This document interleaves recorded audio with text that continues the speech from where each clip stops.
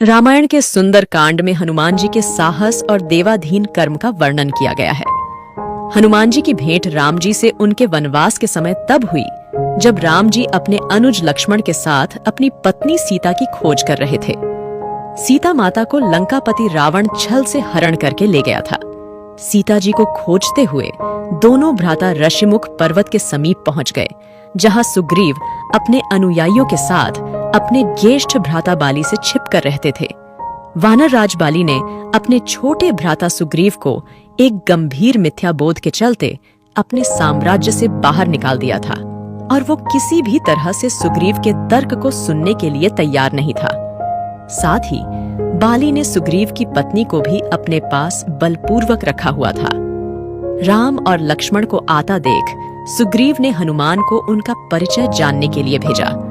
हनुमान एक ब्राह्मण के वेश में उनके समीप गए। हनुमान के मुख से प्रथम शब्द सुनते ही श्री राम ने लक्ष्मण से कहा कि कोई भी बिना वेद पुराण को जाने ऐसा नहीं बोल सकता जैसा इस ब्राह्मण ने बोला। राम जी को उस ब्राह्मण के मुख, नेत्र, माथा, भौह या अन्य किसी भी शारीरिक संरचना से कुछ भी मिथ्या प्रतीत नहीं हुआ। राम जी ने लक्ष्मण से कहा कि इस ब्राह्मण के मंत्रमुग्ध उच्चारण को सुन के तो शत्रु भी अस्त्र त्याग देगा। उन्होंने ब्राह्मण की ओर प्रसन्न सा करते हुए कहा कि वो राजा निसंकोच ही सफल होगा जिसके पास ऐसा गुप्तचर होगा। श्री राम के मुख से इन सब बातों को सुनकर हनुमान जी ने अपना वास्तविक रूप धारण किया और श्री राम के चरणों में नतमस्तक हो गए। श्री राम ने उन्हें उठाकर अपने हृदय से लगा लिया। उसी दिन एक भक्त और भगवान का हनुमान और प्रभु राम के रूप में अटूट और अनश्वर मिलन हुआ। तत्पश्चात हनुमान ने श्री राम और सुग्रीव की मित्रता करवाई। इसके पश्चात ही श्री राम ने बाली को मारकर सुग्रीव को उनका सम्मान और गौरव वापस दिलाया और लंका युद्ध में सुग्रीव ने अपनी वानर सेना के साथ श्री राम का सहयोग दिया। सीता माता की खोज में वानरों का एक दल दक्षिण तट पे पहुंच गया, मगर इतने विशाल सागर को लांघने का साहस किसी में भी नहीं था। स्वयं हनुमान जी भी बहुत चिंतित थे कि कैसे इस समस्या का समाधान निकाला जाए। उसी समय जामवंत और बाकी अन्य वानरों ने हनुमान जी को उनकी अद्भुत शक्तियों का स्मरण कराया। अपनी शक्तियों का स्मरण होते ही हनुमान जी ने अपना रूप विस्तार किया और पवन वेग से सागर को उड़ के पार करने लगे। रास्ते में उन्हें एक पर्वत मिला और उसने हनुमान जी से कहा कि उनके पिता का उसके ऊपर रण है।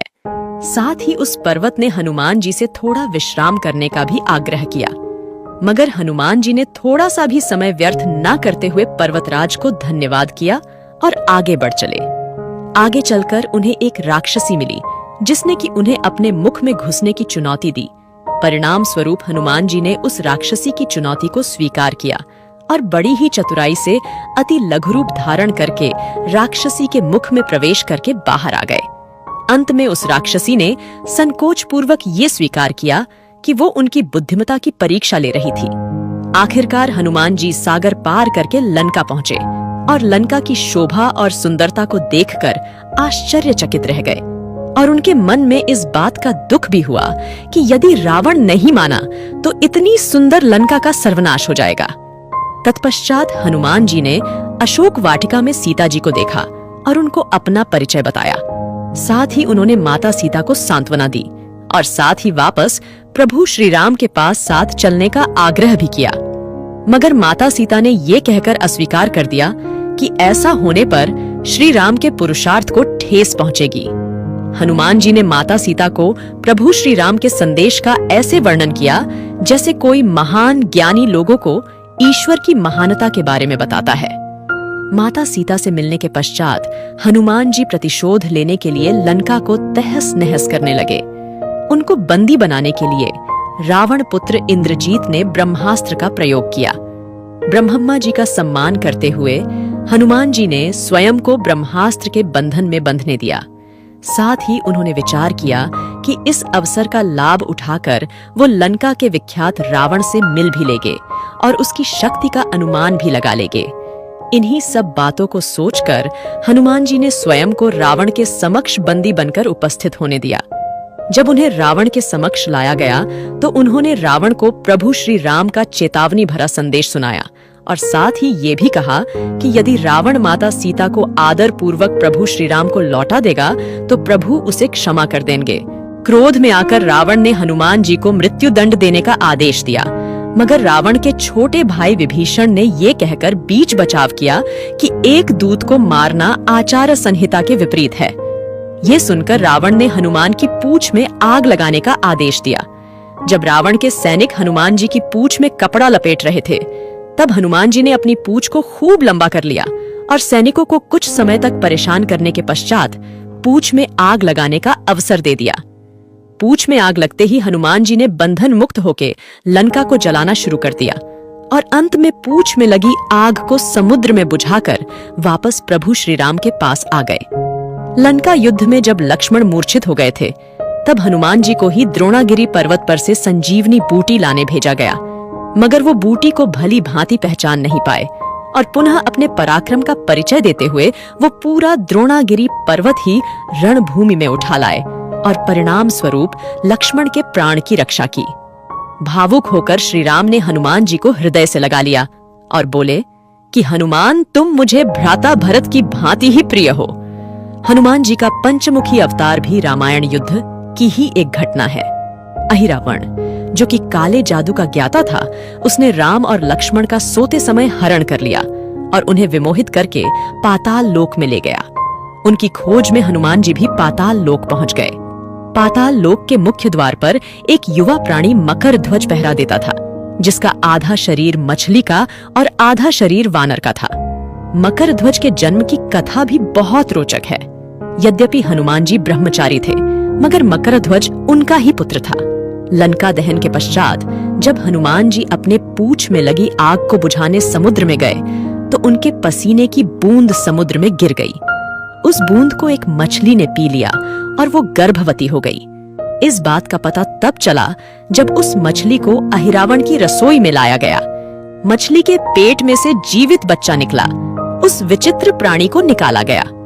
अहिरवण ने उसे पाल कर बड़ा किया और उसे पातालपुरी के द्वार का रक्षक बना दिया। हनुमान जी इन सभी बातों से अनिभिज्य थे। यद्यपि मकर ध्वज को पता था कि हनुमान जी ही उसके पिता है, मगर वो उन्हें पहचान नहीं पाया, क्योंकि उसने पहल कभी उन्हें देखा नहीं था। जब हनुमान ने अपना परिचय दिया तो वो जान गया कि ये मेरे पिता है, मगर फिर भी उसने हनुमान जी के साथ युद्ध करने का निश्चय किया, क्योंकि पातालपुरी के द्वार की रक्षा करना उसका प्रथम कर्तव्य था। हनुमान ने बड़ी आसानी से उसे अपने अधीन कर लिया और पातालपुरी के मुख्य द्वार पर बांध दिया। पातालपुरी में प्रवेश करने के पश्चात हनुमान जी ने पता लगा लिया कि अहिरावण का वध करने के लिए उन्हें 5 दीपकों को एक साथ बुझाना पड़ेगा। अतः उन्होंने पंचमुखी अवतार श्री वराह, श्री नरसिम्हा, श्री गरुण, श्री हयग्रीव और स्वयं धारण किया और एक साथ में 5 दीपकों को बुझाकर अहिरावण का अंत किया। अहिरावण का वध होने के पश्चात हनुमान जी ने प्रभु श्री राम के आदेशानुसार मकर ध्वज को पातालपुरी का नरेश बना दिया। युद्ध समाप्त होने के साथ ही श्री राम का 14 वर्ष का वनवास भी समाप्त हो चला था। तभी श्री राम को स्मरण हुआ कि यदि वो वनवास समाप्त होने के साथ ही अयोध्या नहीं पहुँचे तो भरत अपने प्राण त्याग देंगे। साथ ही उनको इस बात का भी आभास हुआ कि उन्हें वहां वापस जाने में अंतिम दिन से थोड़ा विलंब हो जाएगा। इस बात को सोचकर श्री राम चिंतित थे, मगर हनुमान जी ने अयोध्या जाकर श्री राम के आने की जानकारी दी और भरत के प्राण बचाकर श्री राम को चिंता मुक्त किया। अयोध्या में राज्याभिषेक होने के बाद प्रभु श्री राम ने उन सभी को सम्मानित करने का निर्णय लिया जिन्होंने लंका युद्ध में रावण को पराजित करने में उनकी सहायता की थी। उनकी सभा में एक भव्य समारोह का आयोजन किया गया, जिसमें पूरी वानर सेना को उपहार देकर सम्मानित किया गया। हनुमान जी को भी उपहार लेने के लिए बुलाया गया। हनुमान जी मंच पर गए, मगर उन्हें उपहार की कोई जिज्ञासा नहीं थी। हनुमान जी को ऊपर आता देखकर भावना से अभिप्लुत श्री राम ने उन्हें गले लगा लिया और कहा कि हनुमान जी ने अपनी निश्चल सेवा और पराक्रम से जो योगदान दिया है, उसके बदले में ऐसा कोई उपहार नहीं है जो उनको दिया जा सके। मगर अनुराग स्वरूप माता सीता ने अपना एक मोतियों का हार उन्हें भेंट किया। उपहार लेने के उपरांत हनुमान जी माला के एक एक मोती को तोड़कर देखने लगे, ये देखकर सभा में उपस्थित सदस्यों ने उनसे इसका कारण पूछा तो हनुमान जी ने कहा कि वो ये देख रहे हैं कि मोतियों के अंदर उनके प्रभु श्री राम और माता सीता है कि नहीं, क्योंकि यदि वो इनमें नहीं है तो इस मोती का उनके लिए कोई मूल्य नहीं है। ये सुनकर कुछ लोगों ने कहा कि हनुमान जी के मन में प्रभु श्री राम और माता सीता के लिए उतना प्रेम नहीं है जितना कि उन्हें लगता है।